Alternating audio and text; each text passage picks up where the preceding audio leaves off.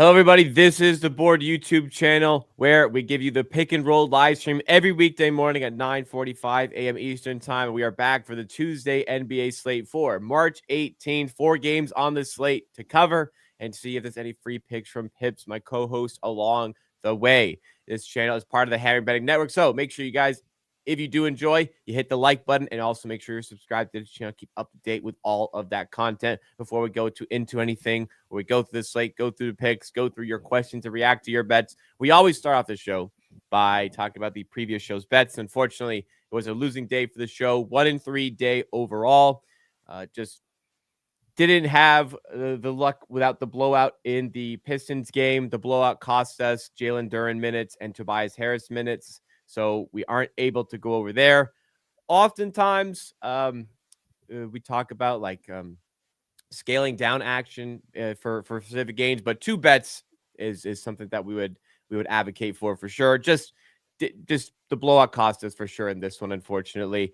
On the Bulls game, we talked a lot about how Walker Kessler probably wouldn't play. He ended up playing, but still Vucevic goes 3 of 15, was nowhere near covering in the end for the points on the SGP. But taking 15 shots, you would certainly expect him to hit the 15-point mark. So sadly, those 3 were the losses. The winner was an easy one of Luka Doncic over 8.5 assists. So we are 1-3 on the day. We'll look to bounce back for the rest of the week, including today. And days like this certainly are going to happen. But we'll go into the slate for today with the FanDuel Sportsbook, the presenting sponsor here on the Board YouTube channel. And we're going to go right away into the Hawks game against the Charlotte Hornets. Pips, you're looking at something in this game. Yeah, we are going to bet same game parlay. I know people don't like this usually, but I've been on point with this one. And that's Hawks winning and Trae Young scoring 25 plus points. This is just like the Hornets have a strong chance being the bottom 3 of the league and have good chance for a pick. And Hawks are in 7th spot in the East. They're competing for the playoffs. That they could end up being a playoff team, and not a great reward for that. Having Cavs and Boston Celtics in number 1 and 2. Yeah, Absolutely horrible. Number 3 could be actually something they can compete with. But yeah, the one thing is competing and doing well, but the other one has no. I mean, some other teams are tanking. I don't know why Hornets aren't trying to lose on purpose, because they have 17 wins, and Wizards and Jazz have 15, and the Pelicans have 18. So they are like top 3. Being bottom 3 is the best thing they can do. And if they win tonight, they are tying themselves with Pelicans and then falling off from the top 3 spots. So I don't know why would they even try to win. But that's not the only thing. Hawks are a much better team. They just blown them out like a week ago. And in that game, Miles Bridges played like was the best player on the Hornets. Now there is no Miles Bridges, and Hawks are kind of doing well. So first off, let's go to that's on the money line. Like I think Hawks should definitely win this one. Looking at this for Trae Young doesn't look great, right? Like, but some of these games were against great defensive teams. If you take a look at when we exclude top 12 defensive rate teams in the league, this is last 8 games for Trae Young, averaging 32.5 points over in 7 out of the 8. This game against the Pacers, he was double teamed every single time and still ended up scoring 22 points. Next game, he scored 36 against the Pacers. He played Hornets on 13th of March, which is 5 days ago. Scored 35. This was an epic game. I watched every single field goal he attempted. 4 floaters were deep in and out. Like I can't even believe how they, by physics, how they went out after being so deep in. And 0 from 5 from 3, and still ended up scoring 35 points against the Hornets. It was like single coverage if they switch, and deep drop coverage with from Mark Williams if they played pick and roll with him. So the matchup is unbelievable. If they did the same defense as I expect them to do, he will score a ton of points, as he did in every of these soft matchups. We can look at this like this is soft matchups. Like uh, Nets weren't the soft matchup. Nets are doubling pick and roll ball handlers and still scored. He still scored 28. But looking at the games against the Knicks, Spurs, Wizards, Pacers again, 30 plus, 32, 35, like huge numbers. Looking at usage from these games, besides this game where Pacers doubled him, he had post All Star break, he had 40% usage, 38% usage, then getting double 27% usage. So 28% usage will be like the lowest in a non double game. Like we can see here, still from February 36, 31, 38, 35. So even when we look at the bigger sample size of the entire season, uh, when he has usage above 28%, and when he's not playing like top five teams on the defensive rating, he's over this line, not this, but 25 plus in 22 out of 27, and he averaged 30.8 points. So in a great spot to cover. And if he's having a good game, Hawks are winning a lot of the times. And when you the last thing about this, I'll just compare the rosters as it's Trey Young and Lamelo Ball at starting point guard. I think Trey Young is still a better player here. At the two, they have the Quan Jeffries starting for Hornets, and Hawks have Dyson Daniel, easy Dyson Daniels over the Quan Jeffries. At three, Zachary Sachet against Josh Green.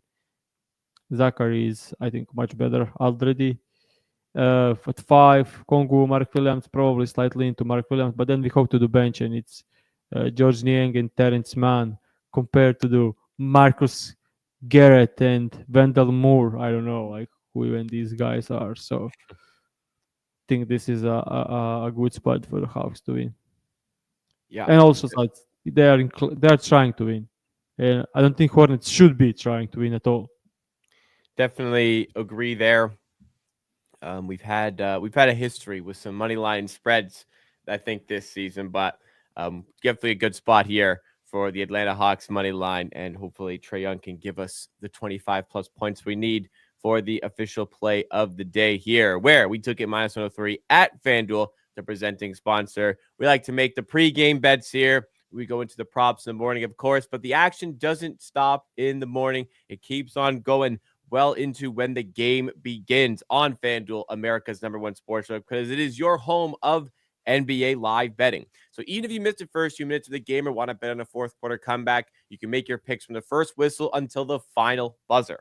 However, plus you can even combine these live bets into a same game parlay for a shot at a bigger payout. However you want to play, now is the perfect time to join. New FanDuel customers get started with $200 in bonus bets if your first $5 bet wins. So just visit fanduel.com/board to join today, or visit the link in the description that we have on YouTube and on podcast feeds. That's fanduel.com/board if you want to just type it in for your shot at $200 in bonus bets. Make every moment more with FanDuel, official sports betting partner of the NBA. But must be 21 plus and present in select states. For Kansas affiliation with Kansas Star Casino, or 18 plus and present in DC. First online real money wager only. $5 first deposit required. Bonus issued as non-withdrawable bonus bets, which expires 7 days after receipt. Restrictions apply. See terms at sportsbook.fanduel.com. Gambling problem? Call 1-800-GAMBLER. Visit fanduel.com/RG. Call 1-888-789-7777 or visit ccpg.org/chat Connecticut, or visit mdgamblinghelpline.org in Maryland. Hope is here. Visit gamblinghelplinema.org or call 800-327-5050 for 24/7 support in Massachusetts, or call 1-877-8-HOPE-NY or text HOPE-NY in New York. We'll go to the rest of the feed now. Keep moving through the slate here on the FanDuel odds screen. Up next is the Brooklyn Nets against the Boston Celtics, two teams at the opposite ends of the standings. Celtics, of course, favored this one, and they're favored by 13.5 at home. Anything you can look at in this one? Honestly, not much. Uh, yeah, I actually hate the slate today. Not much. Don't know if Quiven is playing. Could see Tatum sitting this one. Uh, yeah, that's it. All right, we can go to the next one up. Milwaukee against Golden State. Bit of a more interesting matchup here. I believe Giannis is questionable for this one. He has been playing through some questionable tags, but 3.5 spread in favor of the Bucks in Golden State for this one. What are your thoughts? Uh, Steph is sitting this one out. They said they'll look to rest him after the last night game. Kuminga is doubtful as well. So both Steph and Kuminga doubtful. Giannis is probable. Think this is a good spot for the Bucks actually to get some wins. Uh, yeah, they are battling heavy for the fourth spot in the East. So yeah, so I mean, see similar stuff with Warriors trying to get to the sixth spot in the West. Yeah, Yeah, very important game for both teams, I would say. And so resting Steph, I think the slight edge goes to the Bucks. yeah, and showcased by the spread here. Just looking at the Warriors' schedule, they've got a pretty easy schedule coming up after this game. They have the Raptors, the Hawks, the Heat, the Pelicans, the Spurs. So definitely a chance to go 5 in a row sorts there. All right. Yeah. We can move on to the final game on the slate today. We have the Cleveland Cavaliers away at the Los Angeles Clippers. The Cavaliers kind of taking their foot off the gas a little bit with like players playing every game. Mitchell has missed some games. They had that luxury 7.5 games up in the East. However, they're still maybe looking at the overall standings in the NBA. They're currently half a game up on the Oklahoma City Thunder. If there is, let's say, an NBA Finals matchup between the Cavs and Thunder, that home court advantage could come into play. But they are still -4 favorites away at the Clippers here. Last game up. Any thoughts on this one? Yeah, tough one. I don't know. uh, don't have bets for this one as well. Uh, Norman Powell is back for the Clippers. Now we can, for the first time, see how they're going to look when he's playing some normal minutes with Kawhi, Harden, and Zubac. Uh, yeah. On the other side, Mobley questionable. I have no idea is he playing or not. So yeah, I think Tough that's slate. yeah, very, very tough. I honestly thought we won't have any bets. Then I was like, okay, this Trae Young stuff looks very interesting.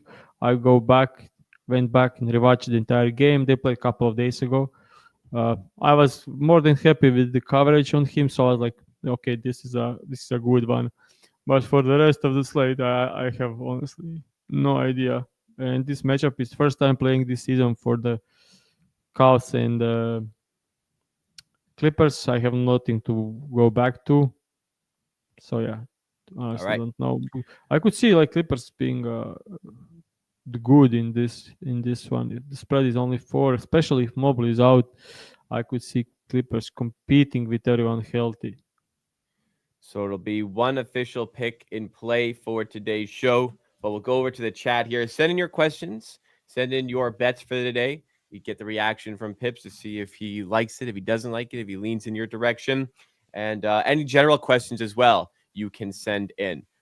First up, just because this one just came in, Cool Bian asked about Drew Holiday points, rebounds, and assists over 20.5 at -120. I could see this being a thing with if Tatum sits, but overall his numbers are actually not even close for this one.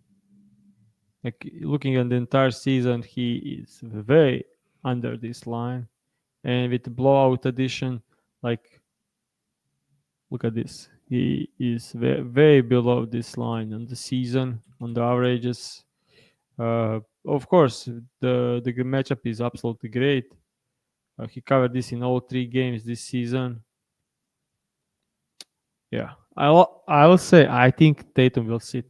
So I lean over.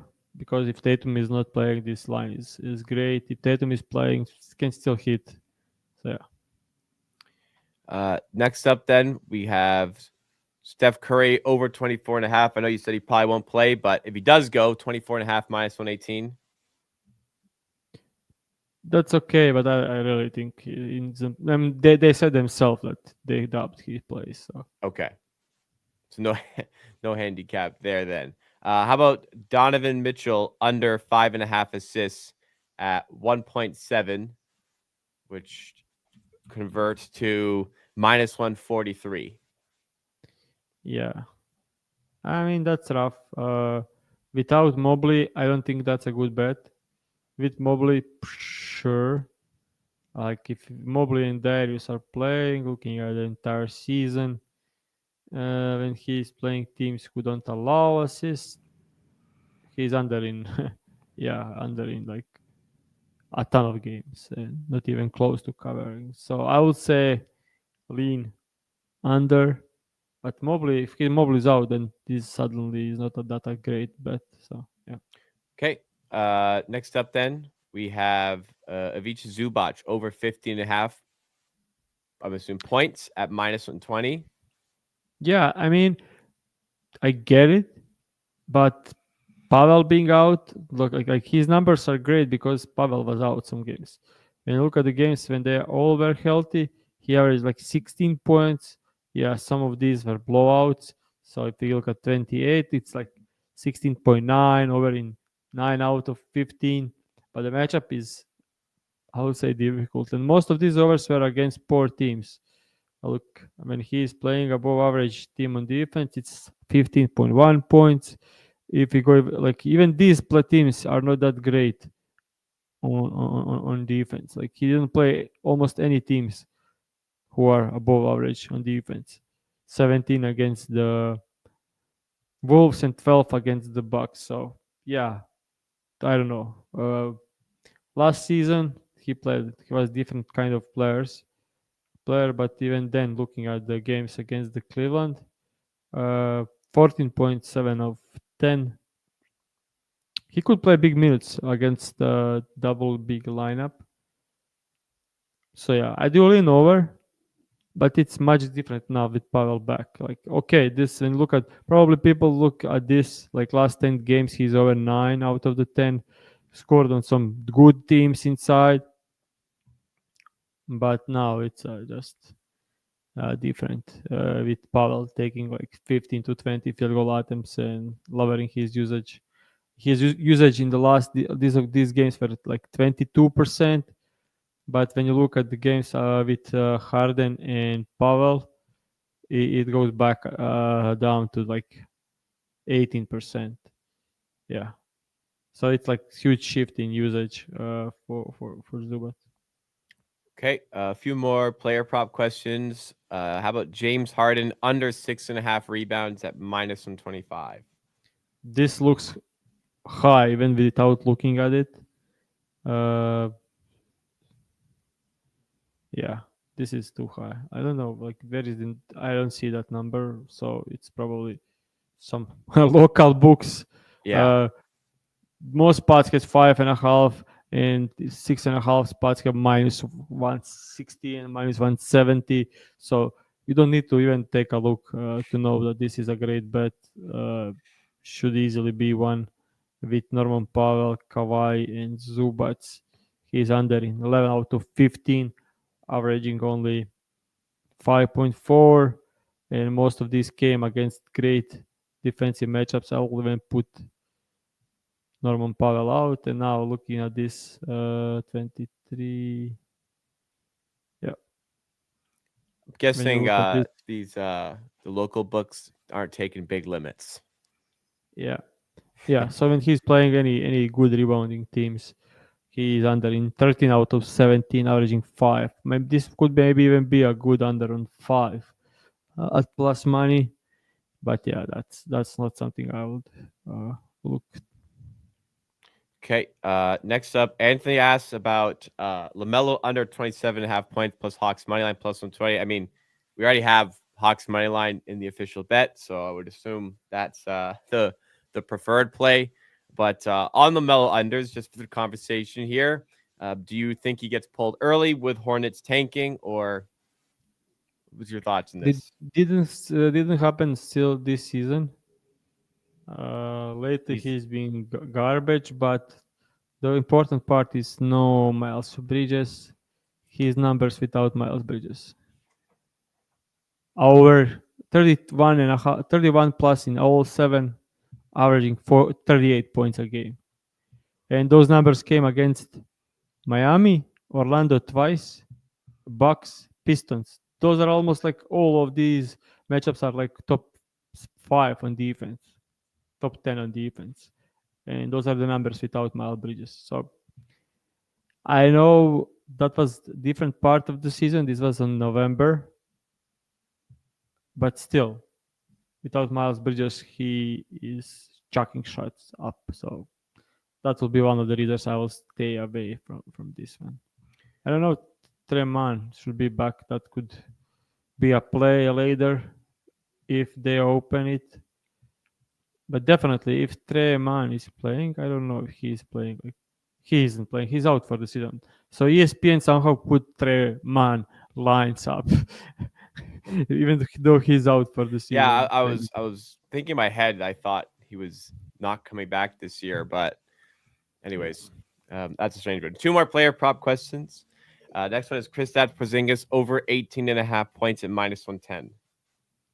Same connected with Tatum playing or not playing. I'm not favor of betting overs in a double-digit spreads, and I will just stay with it. Of course, if it's a close game, he covers. If it's not a close game, difficult to cover. So, yeah. Last one. Good friend Chillionaire asked about Keon Johnson 4+ threes at +650.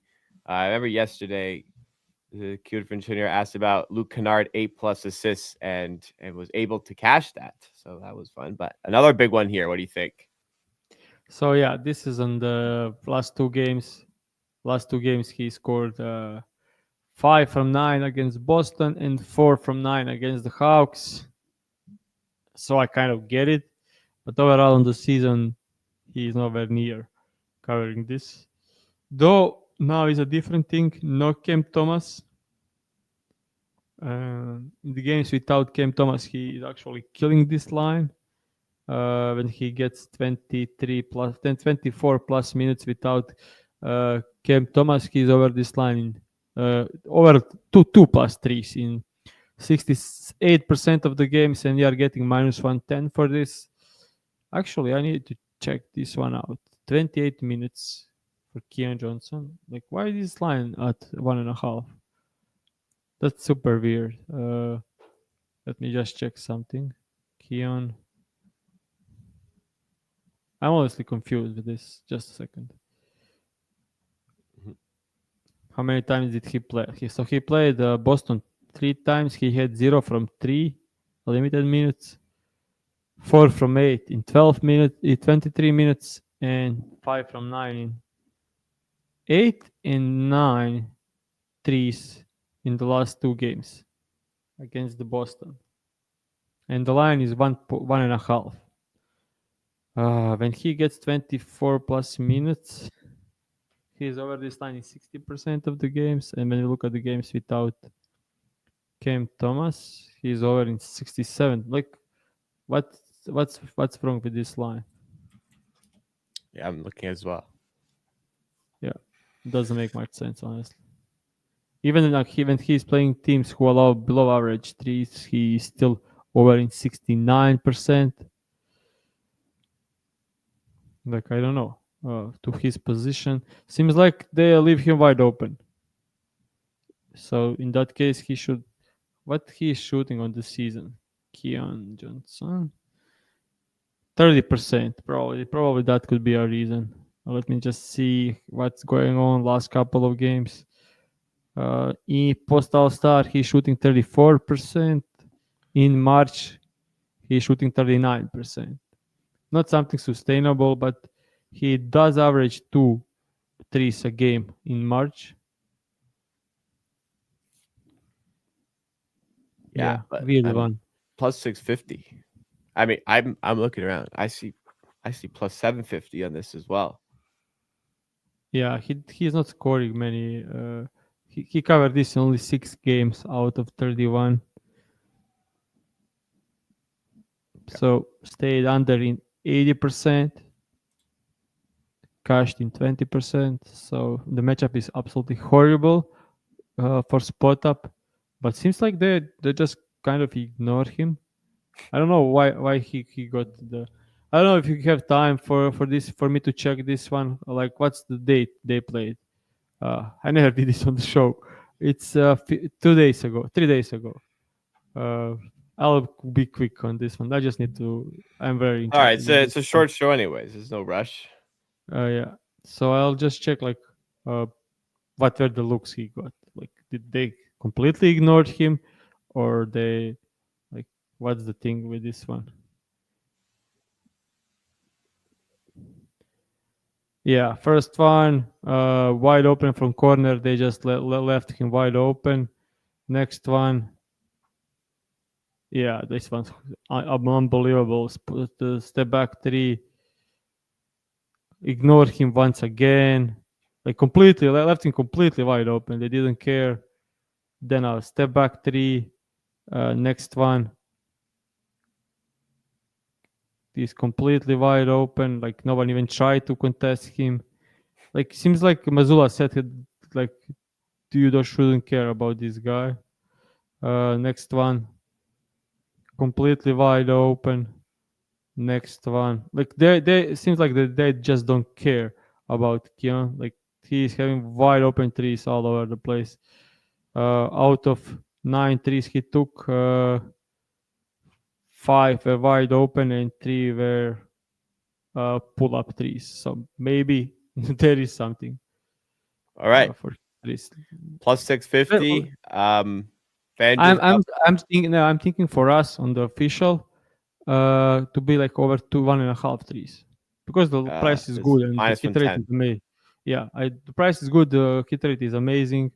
Last he's hit this is 4 in a row, 5 in a row, 11 attempts, 9 attempts, 4 attempts, 9 attempts, and 9. So over the last, just a second, over the last 5 games, he averaged 8.4 attempts from three. That looks like a good number to cover this without Cam Thomas, of course. With Cam Thomas, his numbers are, Yeah, Cam Thomas is done for the year, I think. yeah. So I don't know. Last check, I'll just do last one. Last check usage numbers without Cam Thomas, just to see, like, is it that big? Because, like, they are trying to win math on shooting like threes always. That's difficult to win against the Boston, of course, but Cam Thomas, without Cam Thomas, last couple of games he averaged, yeah, his numbers go up a lot without Cam Thomas.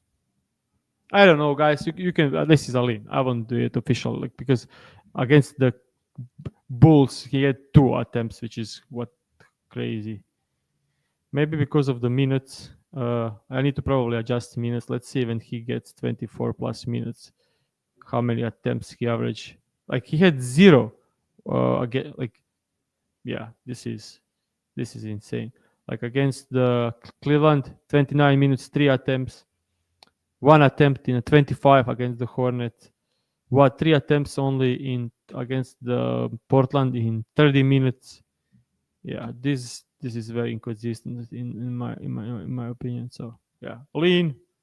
You can try to, like, if they'll leave him open, try to, like, a little ladder for like 3+, 4+. But yeah, So a very interesting lean, we'll have to say. Lots to ponder there for Pips, but a lean in the end on this one. You really thought hard about that one though. yeah, that's probably like, when I'm doing my work, trying my best. This is like 5 times amount of this Right. approach. No, Yeah. it's interesting to see. I think for everyone. So a lean there for Keon Johnson threes in this one. All right. We can then move now to a different type of question here. Don Bucko asked this early on, but asked about how you go about essentially, because Pips, you've talked about you're not making the bets for yourself. How would you go about doing that? Getting somebody else to bet for you, getting on different accounts. Yeah, I mean, can't say much about this. It's like we are sponsored by FanDuel, which is obvious probably. But yeah, you should have a new account. So, well, in theory, what would be something? What would be something that a sportsbook looks for to? Can I just share my talk with customer support after I won't say what book. I'll just say like my conversation with customer support after they held my money. So they called me and asked a couple of questions. So they asked me where I made my bets from. So they knew the location where the bets are coming from. They asked on what device I made them, at what time usually I made them, and like they knew like location, IP, the device I was using, and look like exactly where I was making them from. So that's what they have, and it kind of like I didn't know that. I was just a suspicion, and when they were started asking me for like some verification, now I know like they have everything, they know everything. So changing the device and changing the IP address is 100% must thing to do. All right, something to consider there. Hypothetically, last one, Brett. Do you follow NCAA basketball at all, Pips? It's March Madness this week. No, nope. I didn't think so. Yeah, I probably should do so. I know a bit more about the upcoming draft and about the young players, but I just don't have the time, and especially now with so much work, like or outside of my betting stuff. With yeah, so dubbed dubbed it.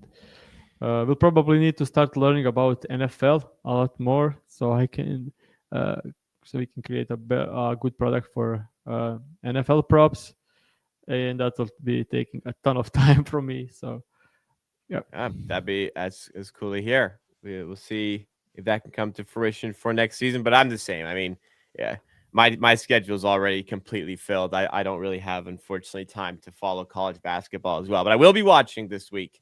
Yeah, I completely understand the thrill with like win or go home, which is always a great concept in this kind of I'll be watching. I haven't followed it enough to give you who I think the best team is. So, but I'll be watching March Madness 100%. Anyways, guys, that's it for questions. Thank you so much for tuning in to the show today. We appreciate everyone viewing. If you did enjoy, please hit the like button. Also, subscribe to the channel for more content like this, and check out FanDuel. FanDuel.com/board, or go to the link in the description to sign up. Get yourself potentially $200 in bonus bets. One official play today is Trae Young, 25 plus points, and the Hawks money line. We took it for -103 at FanDuel. Small slate, but we do have the pick and maybe a couple other leans, which we discussed as well, which you can do what you like with. Thanks so much again, guys. Tomorrow, I believe, is a much, much bigger slate. Huge slate tomorrow. So make sure you guys are tuning in tomorrow. Have the notification bell on so you don't miss out. We'll be live to do more shows just like this for the rest of the season. So tune in. We'll see you again next time.